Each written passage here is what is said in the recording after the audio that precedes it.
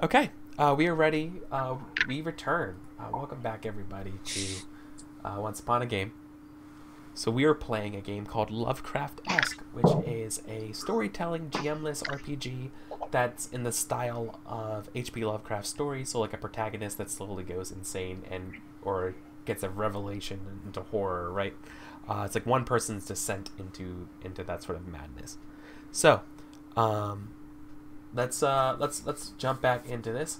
So we're doing scenes right now in part one of the game. We're still doing scenes building up our witness, Barry the truck driver, about uncovering what sort of horror awaits. So we've just seen him take a stay at a creepy old motel on the way somewhere. And now it's my turn to be the narrator. So I get to come up with the next sort of clue. So I think this next scene, we're gonna see it's on the road. It's on the road, and I think he gets a call from his wife. Okay, so I think Barry first he hears the tone, and then he looks at the dashboard of his console, and he looks for a second, and he gets this look on his face, and he kind of has this moment of like anxiety, like, oh, what do I do? And then he mashes his finger into the call receive button, activates the the Bluetooth. Yeah. And then he pauses. He doesn't. It fills up. So it fills up like the entire cabin, right? So by the way, that we like cut forward a couple hours or something like that, right? Like we're on the road. Hello? Oh, hi. Hey. Barry? Yeah. Hello? It's Barry. Yeah, how are you? Hello? Yeah, it's Barry. Barry, are you there? Just blasted this truck. Can you? Yeah, I'm here, and I'm trying to fiddle with the knobs and see if I can get something fixed on my end. Barry, there must be something wrong with the connection. You sound like you're underwater. No, it's this blasted Bluetooth that just it's all fucked up.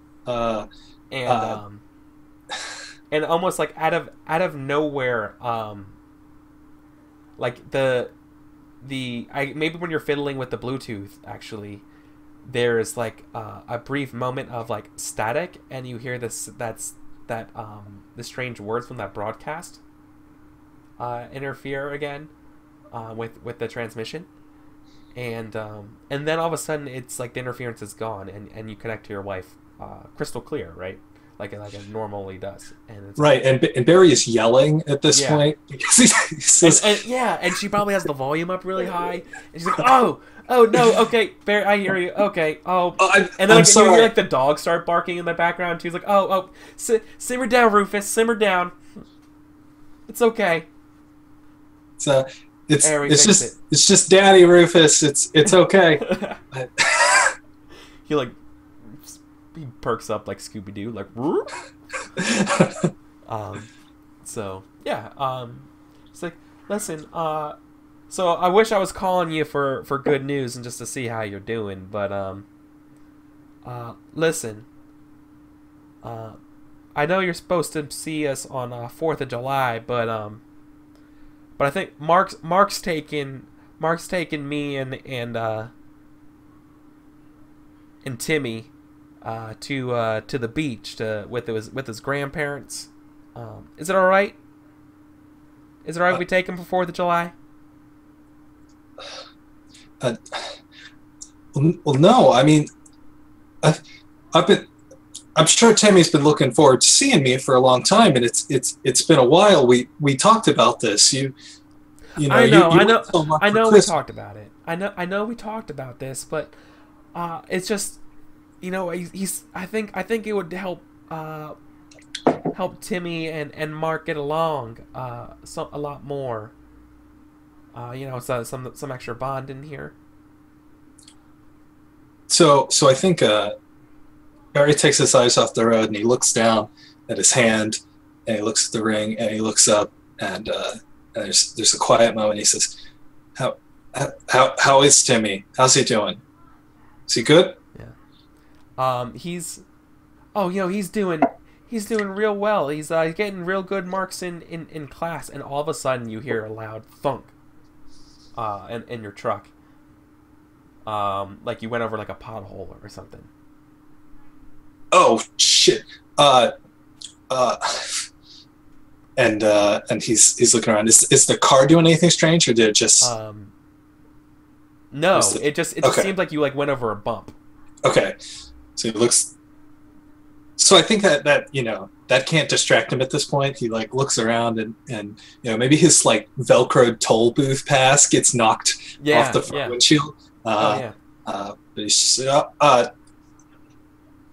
oh well, that's really that's good to hear. Is he still doing that cross country? He's still out there running. And he looks over and you know, and at that picture, that photo, this heavily folded piece of paper, and it's like kind of stuck to the side of his windshield. Mm-hmm. And it's a picture of him and a woman who, you know, we can assume who she is, and a little kid, and the little boy has got like athletic shorts on and running shoes and looks real proud. Yeah.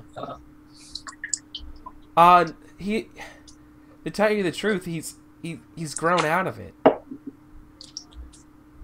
I know it breaks my heart to tell you this, but yeah, Timmy doesn't like running anymore.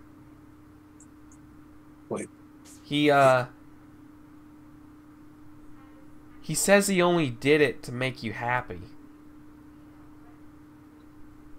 Well, that's ridiculous. Timmy loved running. I don't know why he would say that. Timmy was fast. We used to go on runs all the time. He doesn't do much except stay home and play in those new virtual computer games. You know, those octopus, you know, all the kids have them. You start getting the smell on your car like molasses.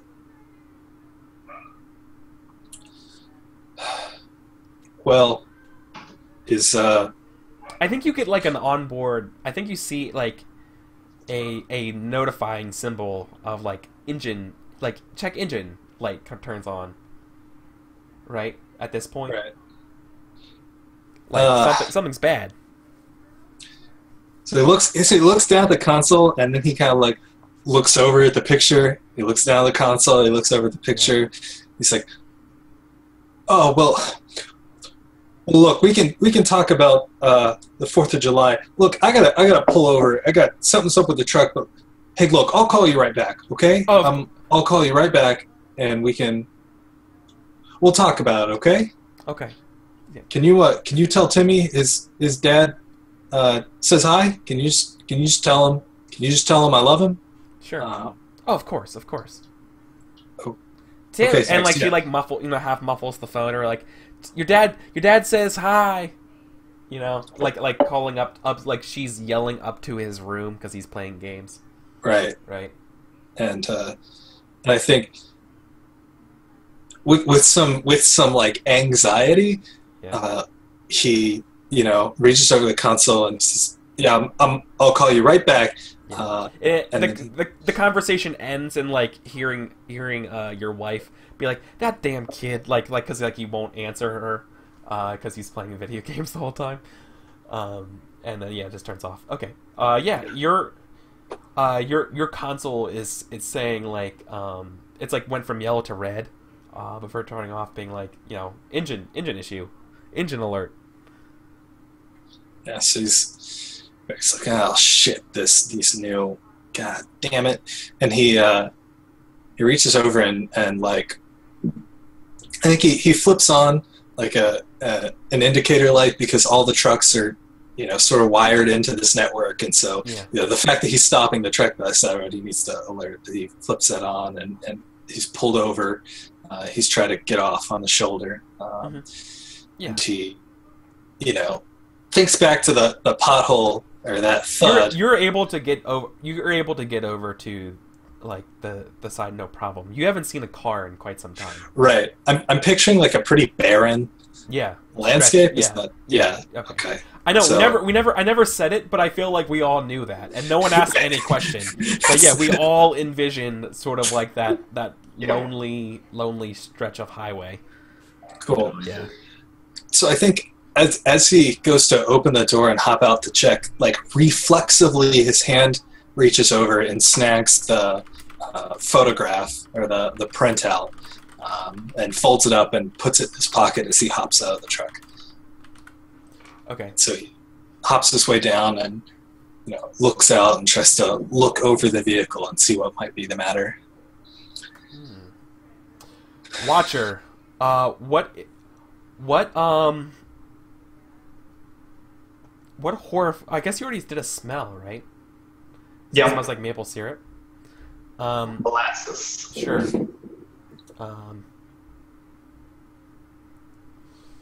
I need something scary. What Molasses. what eerie? Yeah, you know what? Yeah, there's a pool of black ichor resting near the bottom of your what do you call the front part of a truck? The grill? The grill, cab? yeah, the cab. So no, it's I guess it'd be like the more like the grill. There's like like at the bottom, and there's like a pool of like dripping black ichor that smells very sweet. And it looks like it might have come from like the engine, like something inside the Okay. You either hit something, or it's like something coming off from like whatever is going on inside the engine. Like there looks to be like some sort of like spill of something else. Below. So Barry hops down and he goes over the front. He sees this and he looks it up and down, and he crouches low. He's trying to get a good look at it. And if it looks like some fluid, Barry knows a little bit. Barry, like any truck driver, Barry knows the basics at least on how to maintain it. Yeah. So he he has an understanding. So this looks like radiator fluid. Right. I think he puts his finger in it and like draws for a second and lifts it up and sniffs it, and then sort of messes with it between his fingers, and then he's just says, "God damn, probably the radiator again." And he goes over and he goes to pop up the front of the truck. Yeah. So, what does it do? What does the blue or what does the black ichor do when it touches his skin, Watcher? Nothing. I'm not sure. Nothing at first. Yeah. Okay. You try to wipe it off, I guess. Do I fail? Oh no! Like no, yeah, no. You open. So yeah, you open the truck. You got to wipe off that ichor or whatever. And it seems to be it's in the few minutes or seconds it's been on your skin. It's getting like dry on your skin, right? So you're like it's more like crusty, and you're like flaking it off. It's in between the trenches of his fingerprint. Yeah, have you ever like got super glue on your finger? Yeah. It's like that without the heat of super glue adhesive. It's like this quickly drying just crustiness. It's like getting on your hand. Not like normal radiator fluid. You open. Barry recognizes that this is not normal. Yeah. You open the hood of the car, and and the timing of this could not have been worse. There's almost like a quick rattling around inside of the car. That's causing some sort of like pressure valve kind of to start shaking, and then all of a sudden like you hear like a pink and like this like poosh of like white steam like comes out of the truck, and you get like a message on maybe like your truck pad being like there like steam leak in car, please consult manual, or like like those sort of like standardized messages like please call assistance, or in like the future car troubleshooting right you would have. Right, so Barry's... It blew a gasket. It literally blew a gasket. Right. So Barry's pissed. I mean, these kinds of things can happen, but yeah, I mean, it's been a long day. He's got places he wants to get back on the phone with his ex-wife. He's just like, God. And I think he just sits there with his like hands on his fist, kind of looking at it, and thinks for a moment, and he's thinking really hard about, is there any way he can fix this without having to call for help? You hear, while you do that, while you're thinking about it, you hear a voice. It sounds like it's coming from behind you. And what was it that Angela said when she opened the door? Like, it sounded like you needed something, or what was her first sentence? Her first sentence was, "I hope this isn't a bad time." Yeah, I think that's what. Thank you. I couldn't exactly remember her phrase, but like verbatim, you hear Angela's voice in your head being like, or like from behind you, be like, "I hope this isn't a bad time," and you turn around. Yeah, I mean, Barry snaps around. Yeah, nothing's there. Right, it's just open stretch of road. And, fucking voice playing tricks on me. And that's my clue. God damn it. You've been in the dark so long that you can see the Milky Way at this point. Is it dark? I thought it was the middle of the day. No, it's the middle of the day. Oh, is it? Yeah, this is like around like 1 in the afternoon or something. It's so bright you can see one star. This is the daytime of the drive leaving the motel. I said I fast forward a couple hours, but I could have been more clear. I'm sorry about that. The voice of Angela repeating.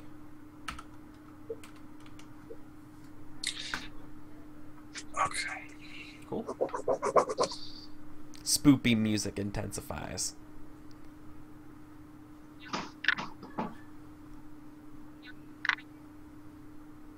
Cool beans. So, do we have a theory of what's going to happen? I mean, don't share it, but like, this is the point where also we go back and we start thinking about what's going to happen. Do we have a theory? I do. Theories? Yeah. I'm trying to, like, as much as possible, keep it confined. Like try and use just one explanation, not let it get too complicated. Yeah. Okay. I got an idea. I'm interested to see what your all's ideas are. Me too. I hope they're completely different. Yeah, me too. I have a pretty good idea. Are you good, Adam? Yep. And we don't have any traits to add. I mean. Oh yeah. Pissed off. But nothing like changing. No. Like, just emotion levels would change, right? But nothing personality trait-wise. Yeah. Okay. Yeah, like, is stubbornness really showing up?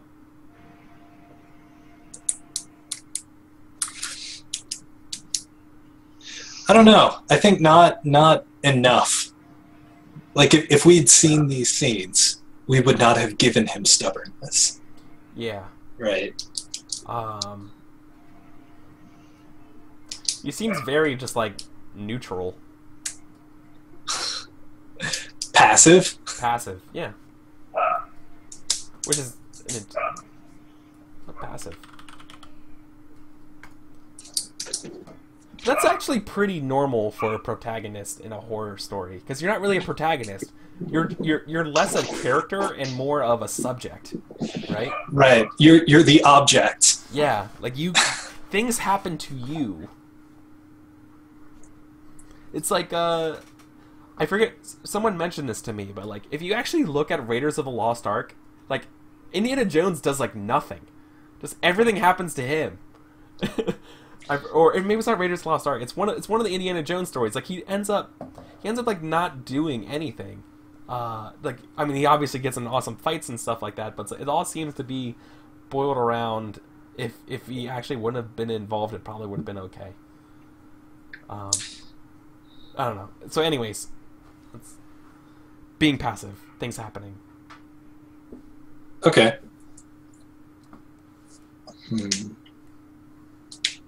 Yeah, he seems depressed and antisocial. Well, I definitely think he would be upset because clearly his ex-wife is moving on with his kid, and his kid's like distancing himself.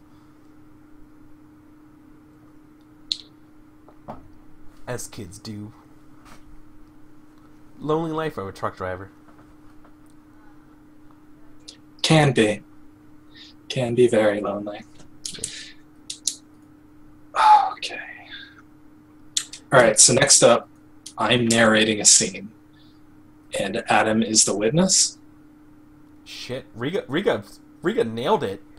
You're also the audience simile when you're playing as the protagonist, as the witness. That's why they make very few choices and things act on the protagonist instead. It helps make the horror work for an audience. Yeah. Awesome. Yeah. Well, I think what Hyrule Spy says, he seems to keep a grudge both to his family and to himself. Yeah, he is stubborn in that regard. Like he's harboring of things. Total Scorpio. Yeah, classic Scorp. Scorpios. Scorp Squad. Adam, you Scorpio? You Scorp? You Scorp it up? I know what to call my Twitch viewers now whenever they show up. Scorp Squad. I'm a Scorpio. Just saying that. Badass. Yeah. We are literally the best zodiac sign. Pluto and Mars, right? That's all I know. Anyway, back to the game. Let's so now we all have an idea for what the clue is, I guess, because we're not coming up with a trait, so let's just move on, right? Let's not waste any more time. So now we rotate again. So I just played the narrator of that scene. Adam, you played the watcher. So I become the watcher. The watcher in the darkness. All right. And Brad, you played the narrator for this scene.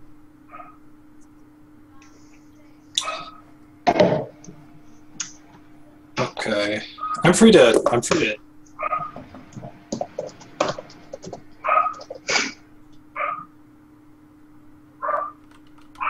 advance things a bit, right?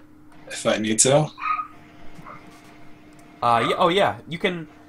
In fact, I've had great success doing forwards and flashbacks. Okay. All right. Let's start with. Especially if they're like short and they like help enumerate. Like, I don't know. They work. Okay. It's a flashback. Okay.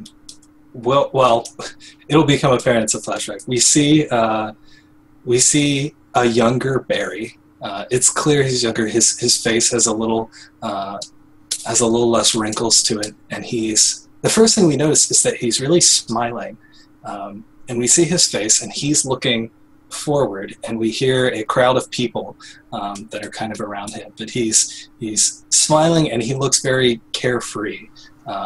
And then we kind of see the camera tilt so we can see from his perspective. And we see a little boy wearing sneakers, and he's looking up at a sign. And we hear some kind of like cartoonish cowboy sounds around him. And the sign says, "The Alamo." And then we kind of pull out and we see the whole the whole like partially destroyed fort that it is.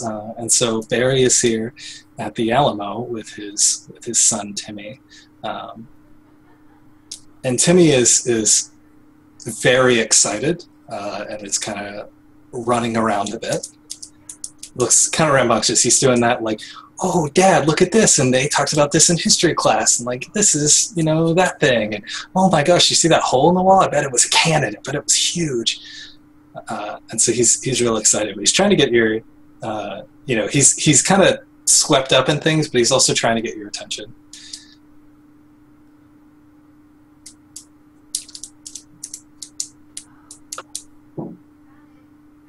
Is he sticking around his dad? Or is he like running off? I think he's running off a lot. Yeah. Like he'll come back or he'll like kind of pull at you, but like he is just going faster than Barry will probably normally keep up. Yeah. Because he's like full of excitement, right? He's like a puppy and he wants to run around, right? Yeah, totally. Okay. God damn it.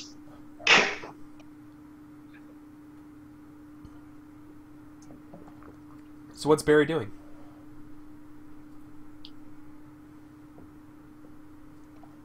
I'm not sure at this point.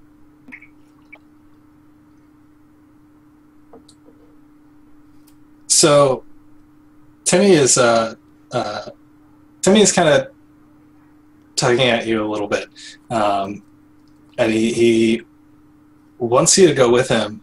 There's like a kind of historical museum that's nearby, that's like right attached to it. It's the place that also has the gift shop. And he's saying, like, come on, Dad, there are all sorts of cool stuff over here. Like, come on, take a look. Come on, come with me.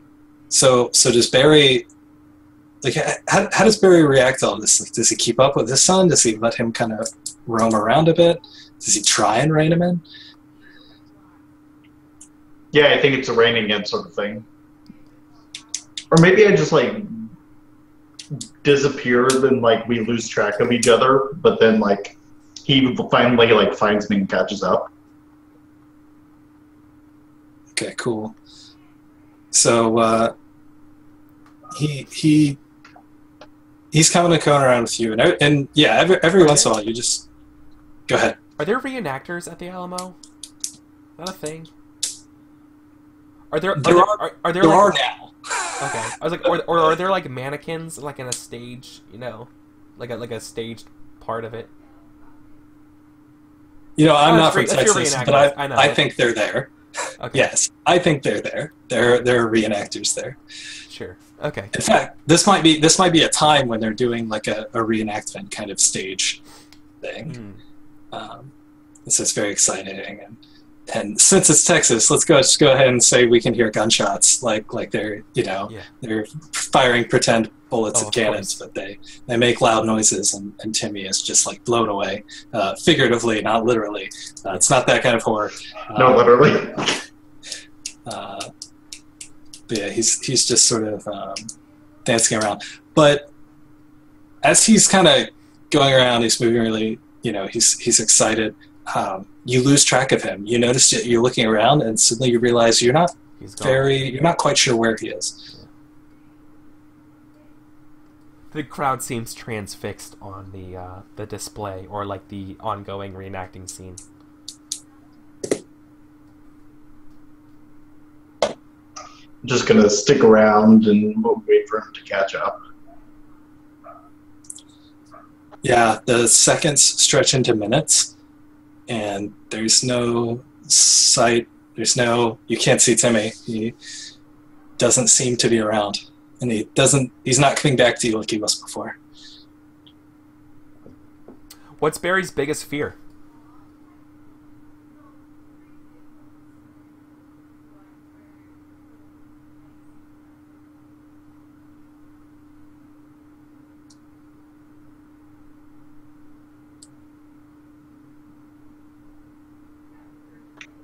Drowning.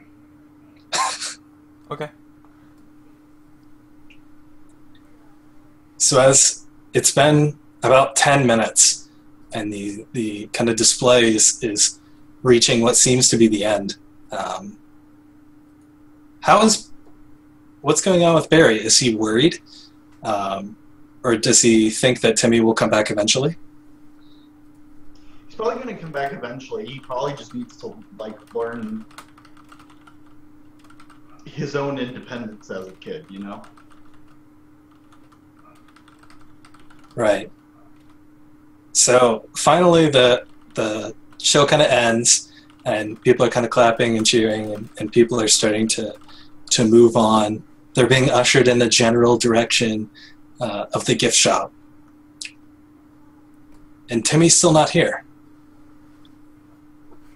And you start to realize it's been 20, 25 minutes maybe since you've seen Timmy.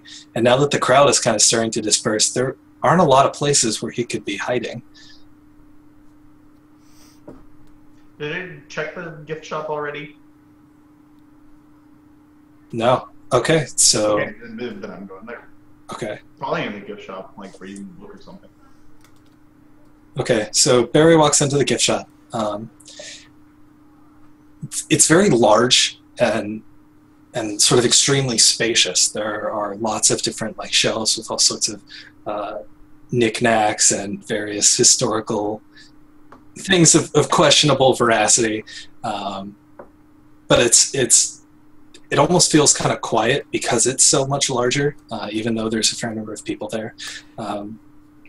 And Barry can look around, but it's a big place that's a little hard to search, and even still then, like, no sign of Timmy. It seems like when you're looking around, all of the faces of the people at the Alamo are kind of like looking at you. Like they're like, what's wrong with this guy? Jason.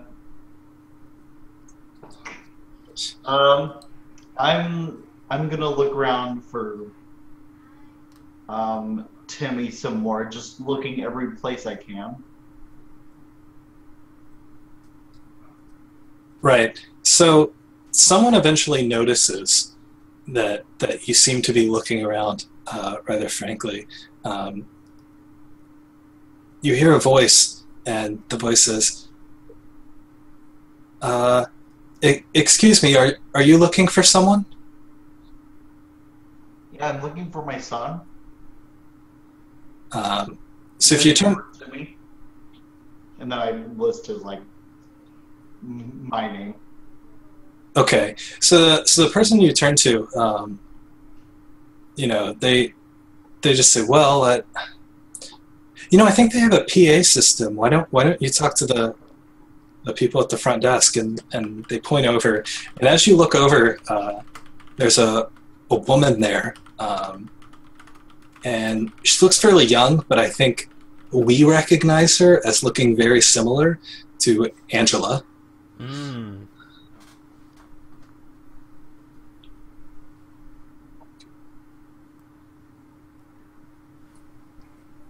How similar? Is your hair in the same style?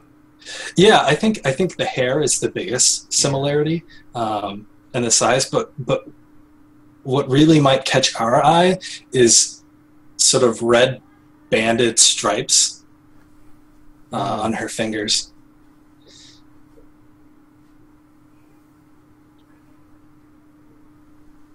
So how does Barry react to that?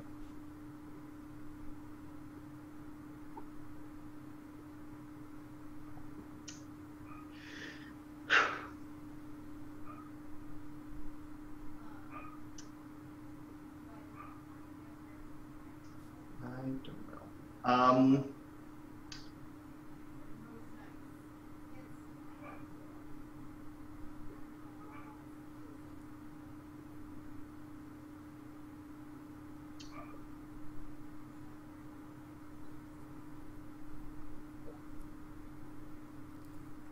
Are you thankful that they found him? Like, or that Yeah, someone's probably. asking you? Yeah.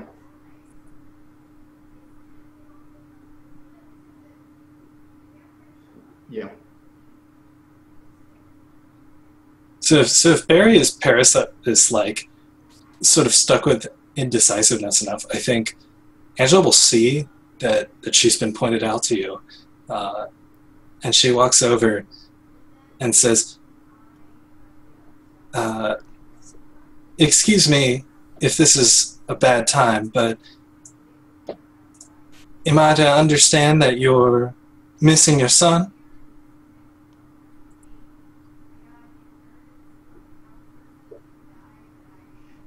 And he's like, what? And then he replays it in his own head, and then she probably says it again, and then he's like, yes, yeah.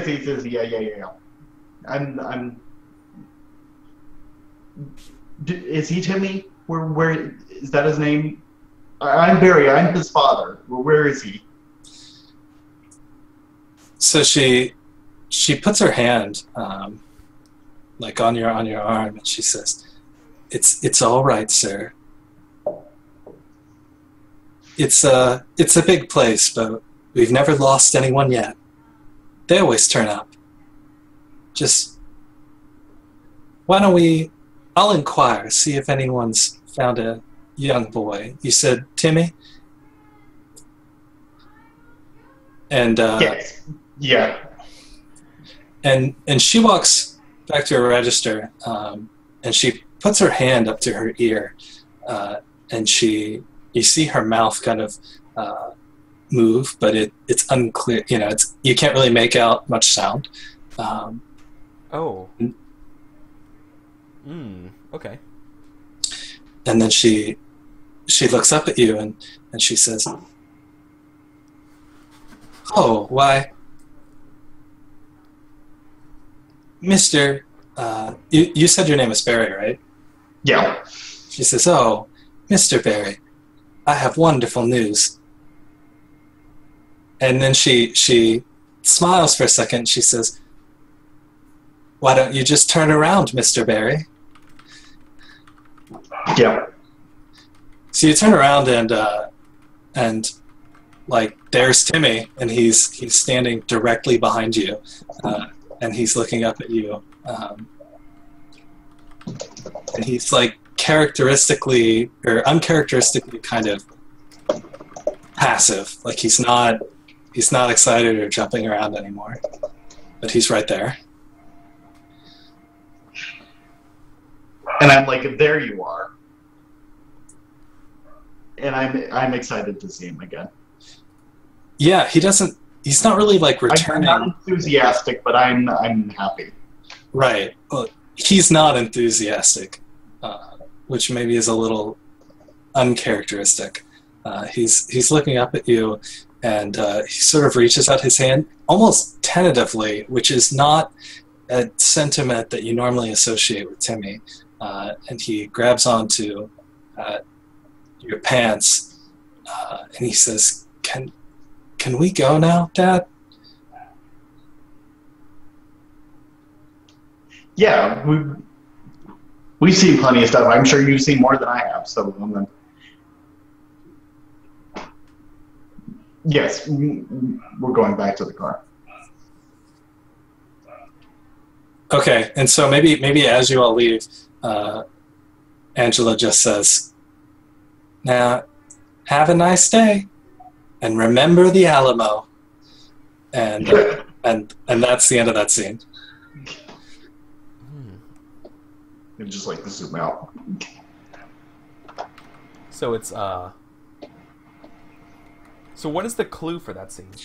So for me, the clue was really like the strangeness of Timmy's disappearance and reappearance, and Angela's connection with that.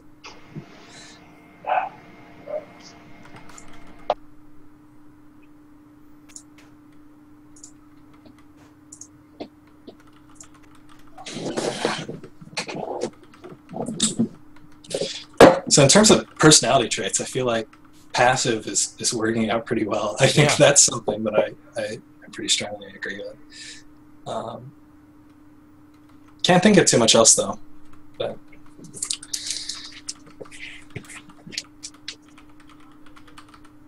well, that's good because we're actually moving back to the PDF because we just finished part 1. Awesome. So part 2 is similar to part 1 in some regards, but it does happen. This is where the game starts to amp up. Let me find the training part.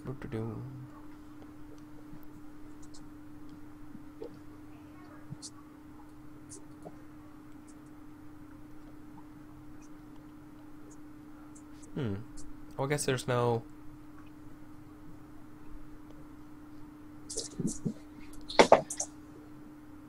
Oh, it's at the end of the first scene in part 2. Do you actually do this? Okay, so we do number 6. So now I play as the witness. Right? Yes, and Adam is the narrator, and I am the watcher. Okay.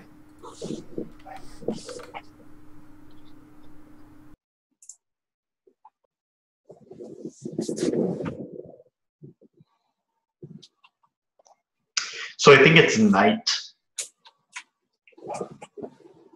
Okay. I can't remember. Did we ever get the car back up and running, or did that not happen? No. It wasn't addressed. Yeah, exactly. Present timeline. Okay, so Barry's in like the driver's, and well, he's probably like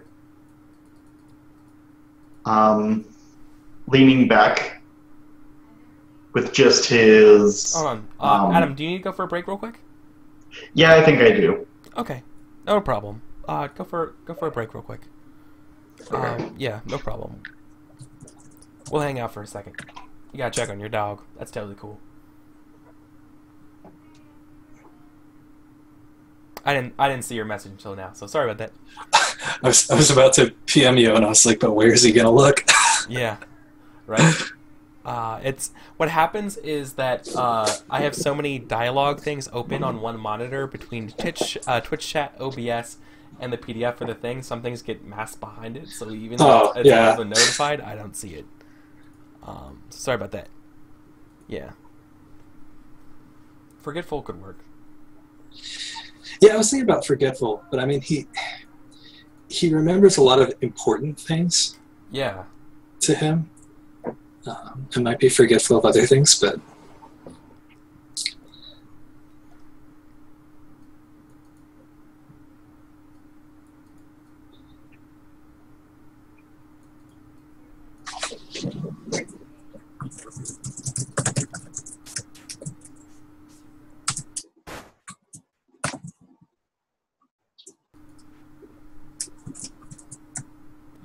Some kind of odd demonic or devilish figure disguised as an angel.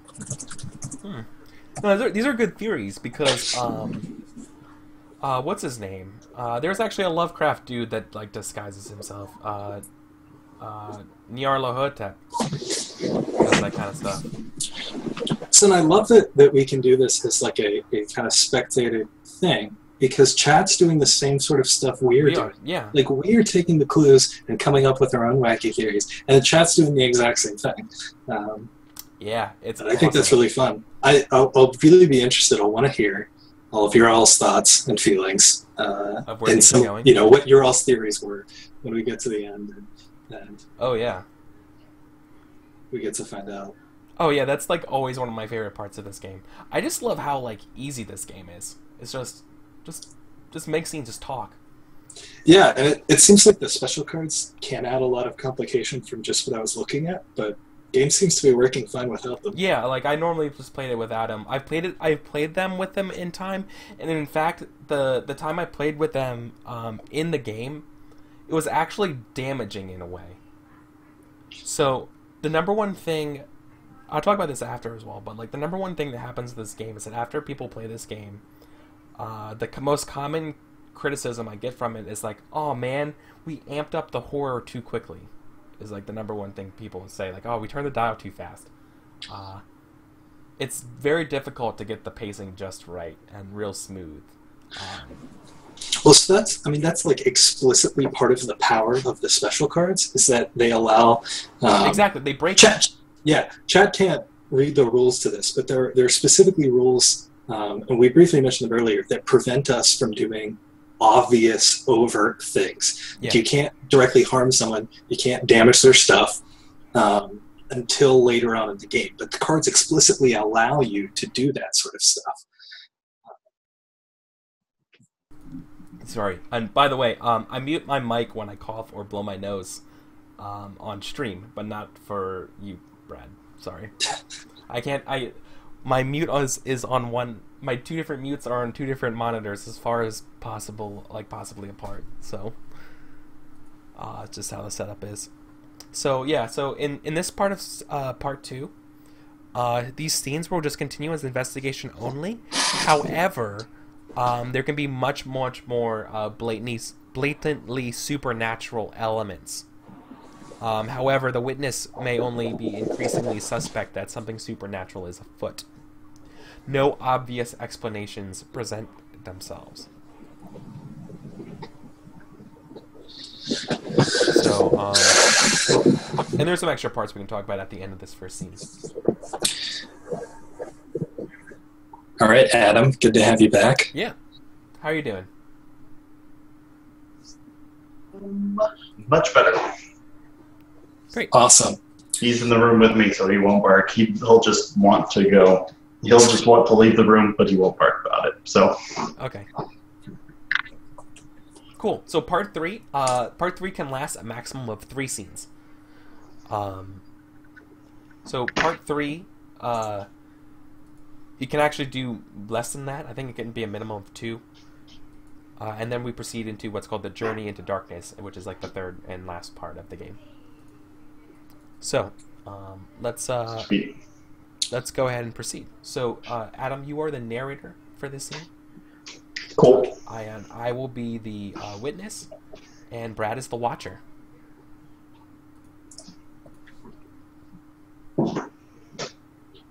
So go over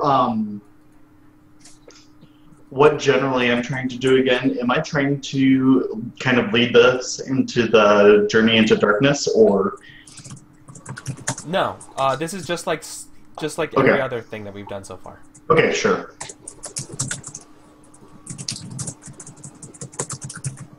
Okay, sure. All right. So if everybody's cool with it, I'm just going to go with what I had established before I had to leave and come back. Cool. So nighttime, you're you're asleep, kind of like in the sleeping position between the passenger and driver's seat of the car. And of course it's uncomfortable and everything, but you know, that's something that you have to deal with. Through like the shattered, not mirror, window on your left side and the windshield, you can see the stars in the Milky Way and stuff like that are out.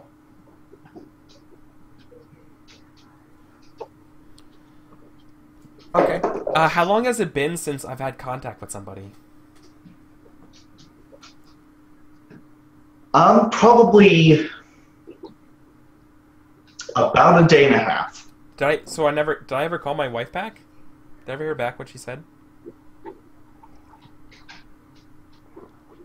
No? I don't think so. Do I not have any service? That's totally a thing. Because, well, there's this one spot you've been able to get service, and you can't get service anywhere around here except by standing on this one rock. And it's like this weird, like, I've experienced this phenomenon before, and it is like strange as all fuck. But it's, so like you stand on this rock and it's like this weird intersection of ley lines where you finally get just like a dribble of service. So I have to go out in the distance and yeah, and like go like stand on a rock with like my hand up, right? Like trying to get service. Yeah. Like we've all seen that picture from movies, right? Okay. Yeah, and I, in the middle of the night, I'm gonna try to call my wife. Sure. So I'm guessing like you open up the door with a creak and like you head out there and rock. Yeah. And we see you like on top of the rock, and it dials a couple of times, and then you hear like a sleepy hello. Honey, it's Barry. It's 11 p.m. I know, but listen, I'm sorry I didn't call you back earlier. I've lost service. I'm in the desert. And he just waits for a response. Hello? Okay. Well, I mean, listen, I just wanted to say I'm sorry. Now I have a lot of time to myself to think about these things, and I just want to apologize for not being there enough for Timmy, and you especially. And I think like we see Barry like being like, man, what the hell am I doing, right? Like he's like I think it's being driven deeper. I'm not a sappy, forgiving kind of guy, and he's just like, you know, I'm sorry, I gotta go, and I just close the phone, and like I don't like this was a bad mistake that I made, right? Yeah, it was driven deeper by the fact that there were like these long sleepy pauses, like she didn't really know what was like going on or wasn't like cognizant or something. Yeah, she was just like, okay. Yeah. Dot dot dot. Ellipses. Yeah. Yeah. Okay. Cool. So I'm gonna dig into my jean jacket or whatever I'm wearing, and pull out a pack of smokes and light up a cigarette. As I walk through the desert wilderness back to my truck. As a wind whips by, it's like a very dry wind, just sort of flares your jacket out, and that smoke whispers away from the end of your cigarette. It occurs that it's very quiet and very empty. The cinders at the end like grow brighter as the wind passes by too. There's like two little embers that come off. I look down at my phone and like trying to see like when the ETA of the of like the company or the thing's supposed to get here. Like the tech or whatever.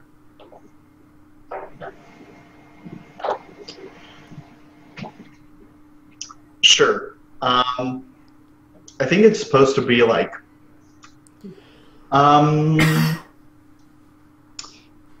she said it was 11, but she's probably in a different time zone, so let's say for you that it's like 1 in the morning. So I think the tech is supposed to be there in 5 hours. Okay. Best get some sleep.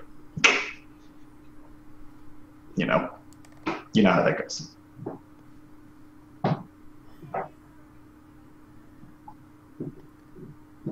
Okay. Then I go back to my truck. Sure, in that scene then. What's the clue? Yeah, what's the clue?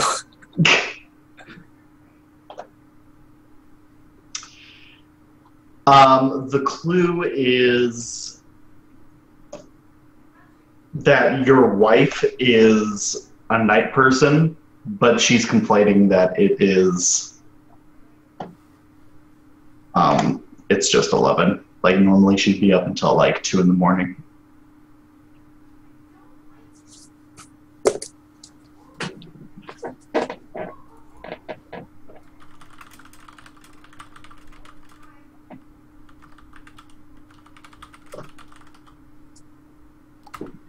Okay.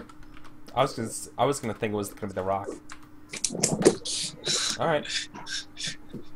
Yeah, I was waiting for the earth to pulse and tremor beneath your feet. Yeah. But, all right. Okay.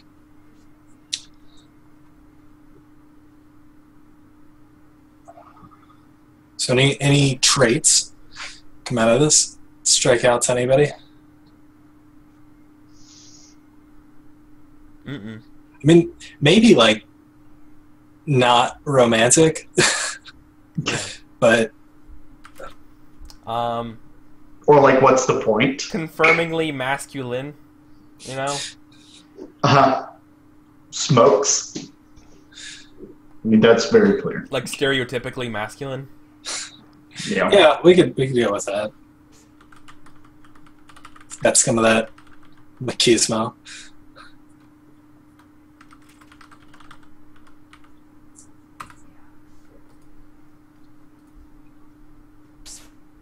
Okay, now we can actually start reading the next part here.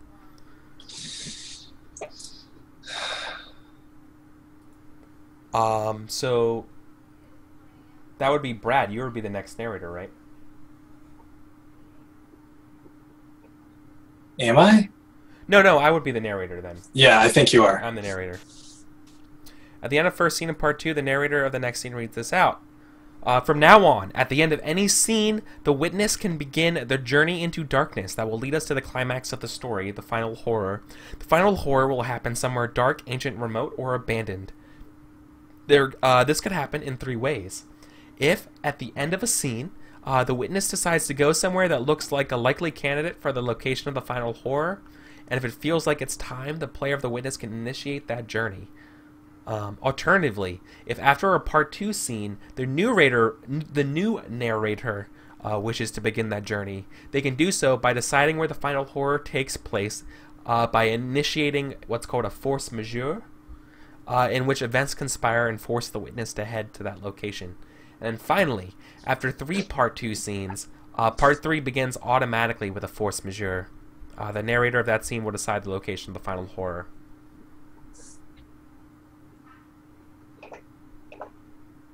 Okay.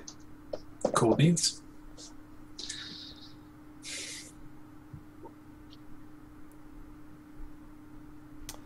Okay. I think I know. So this scene happens. We see Barry asleep in the truck, right? But we see a set of headlights, kind of like slowly creeping up and kind of like lighting up, like where through the windows and stuff of the cabin that we see. But Barry's still asleep. And then we hear, like off camera, we hear like the sound of a van or like a truck idle to turn off, with the headlights still kind of stuck on there. We hear the sound of like crickets, like very much like nighttime sounds in the desert. But then we hear the sounds of a couple pair of boots on gravel come up and approach the truck, and we hear like a knock on the glass.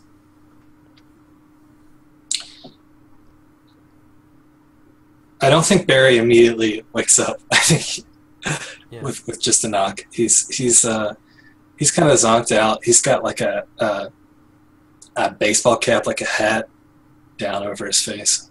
Yeah. He's got his feet up on the dash. I think like a louder knock happens on it and says, the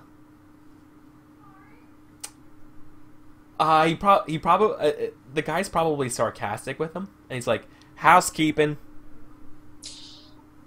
Yeah, so that I think Barry kind of startles awake. I think you're awake, but you're still like seeing the Yeah, hypnagogic. room service. Room service is what I was thinking. Thank you. Yeah, so I think Barry kind of startles and he looks over and he takes his hat off and he looks out the window at the person who's woken him up with this quip. You see like a cowboy looking guy, wearing suspenders, and has some sort of like little like name patch thing, under like on some kind of like shirt, like office official kind of like AAA kind of looking shirt. And these are the tow people here for the truck. They're like, we heard you're buzzing. We've been driving out here for 18 hours to get out here. Did you order sorry, your filet mignon's cold, but let's see if we can get this truck up and running.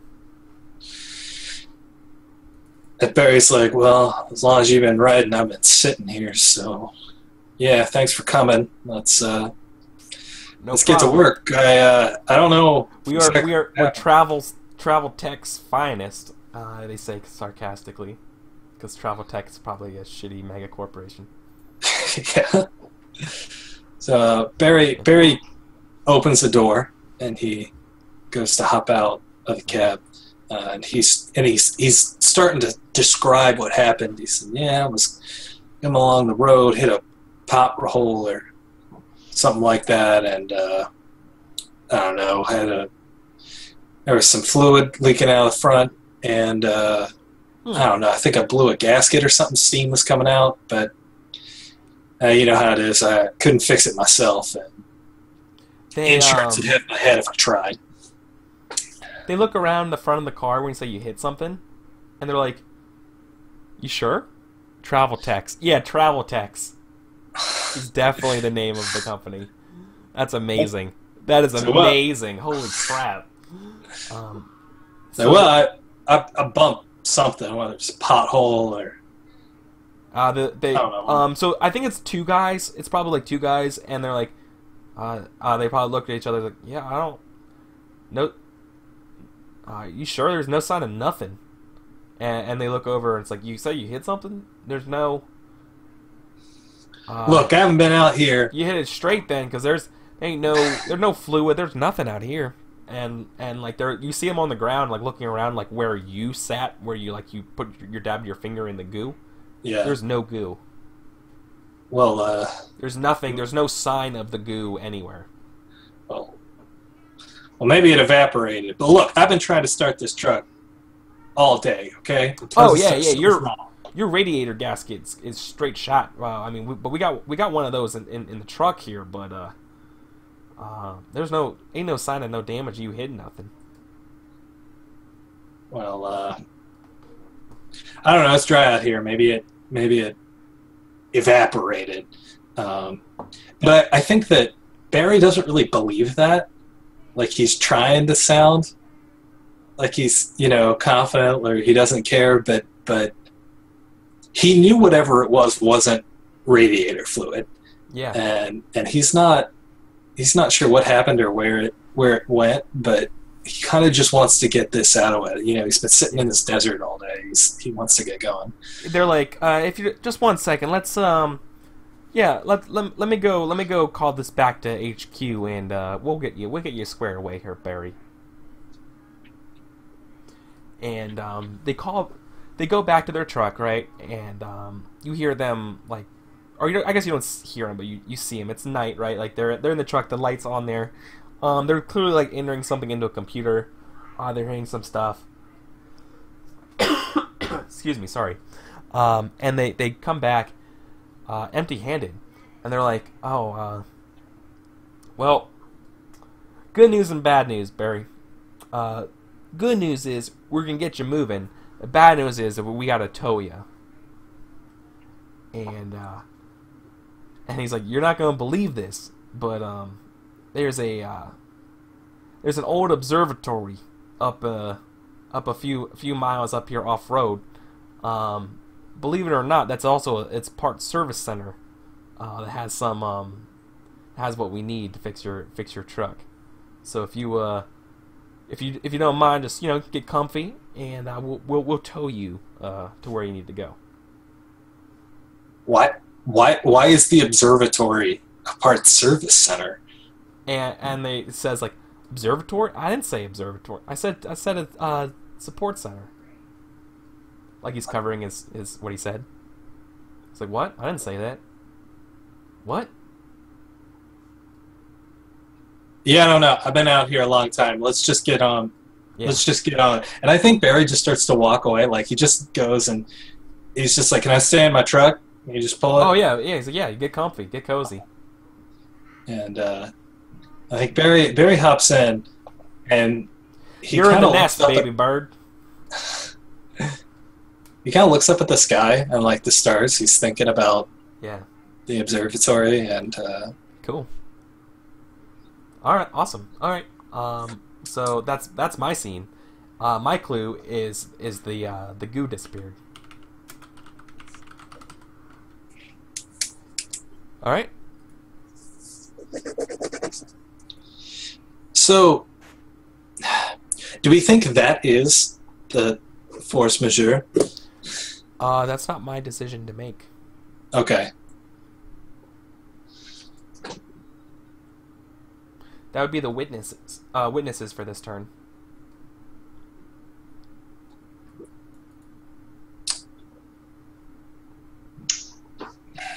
I'd say so. It feels like we're heading towards the conclusion here. Yeah. And it feels like the observatory is the spot. Cool. And it kind of feels like the situation has conspired to force me to go there. So I feel like the journey into the darkness has started. Yeah.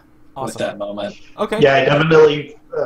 I don't feel like the force majeure is the evaporating molasses smelling it's the towing, fluid.